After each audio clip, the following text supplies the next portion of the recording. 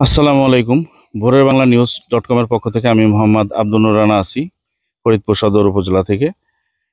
ফরিদপুরের আজকের তাপমাত্রা হচ্ছে, সর্বোচ্চ তাপমাত্রা হচ্ছে 41 ডিগ্রি তাপমাত্রা।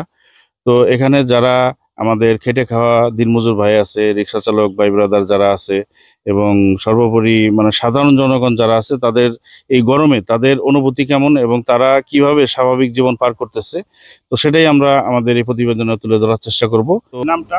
মোহাম্মদ সেলিম মিয়া, বাড়ি শাদিপুর। দিনকাল তো যাচ্ছে খুব কষ্টে। এই রোদ্রের ভিতরে বাড়িও থাকতে পারে না, গাড়িও চালায় শান্তি পায় না, রোডে ঘাটের যে অবস্থা, পরিস্থিতি খুব খারাপ।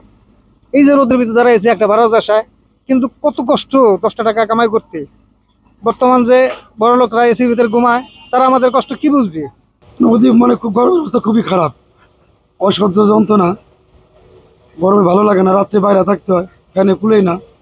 খুব আবার লোডশেডিংও আছে। লোডশেডিংও অনেকবার যায় রাত্রে, কারেন্ট প্রায় থেকে 3-4 বার। খুব কষ্টের মধ্যে আছি।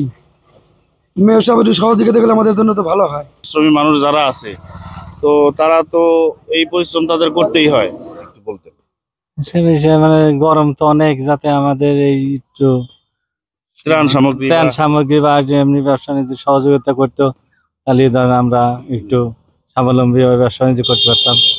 আর গরমে তো খুবই অসহ্য, আয় রোজগার নাই, বর্তমানে ব্যবসা বাণিজ্য নাই, আমরা খুবই কষ্টের মধ্যে আছি দিনকাল। আপনাকে অসংখ্য ধন্যবাদ, আপনার মূল্যবান সময় নষ্ট করলাম এবং মূল্যবান মতামত দেওয়ার জন্য। তো ভোরের বাংলা নিউজ .com এর পক্ষ থেকে আপনার জন্য একটা ঠান্ডা পানি হওয়া উপহার। তো যাই হোক, এই যে আপনারা যে মানে এই যে আপনি তো নিজের ভ্যান নাকি? নিজের ভ্যান নিজে চালান। তো এতে তো মানে কি পরিমাণ কষ্ট আসলে এটা যারা করে এই কাজটা তারাই জানে। তো সেক্ষেত্রে আপনাদের এই গরমে কি পরিমাণ কষ্ট হইতেছে? লোডশেডিং দিনভর বর্ষা হয়েছে, কেবল একটা টিপ পাইছি ভাই। জি। এই যে একটা টিপ পাইছি 500 টাকা, এই নিয়ে মাস্ক সালমান বাঁচাবো। আপনারা এই জিনিসটা তাদের দেন, তেল আলা মাথায় তো তেল সবাই দিতে আসবে, কিন্তু আসলে যারা মানে খেটে খাওয়া মানুষ, যাদের ঘরে এক বেলা কাজ না করলে দ্বিতীয় বেলা খাবার রান্না করা সম্ভব না, তাদের দিকে আপনারা একটু দৃষ্টি দেন। তো আমাদের ভোরের বাংলা নিউজের পক্ষ থেকে আপনাদের একটু ঠান্ডা পানীয় দিলাম। কষ্ট দিলাম আপনাদের দাঁড় করে। ঠিক আছে, আসসালামু আলাইকুম। তো এখন আমরা আসছি হচ্ছে একটা গ্রামের মধ্যে।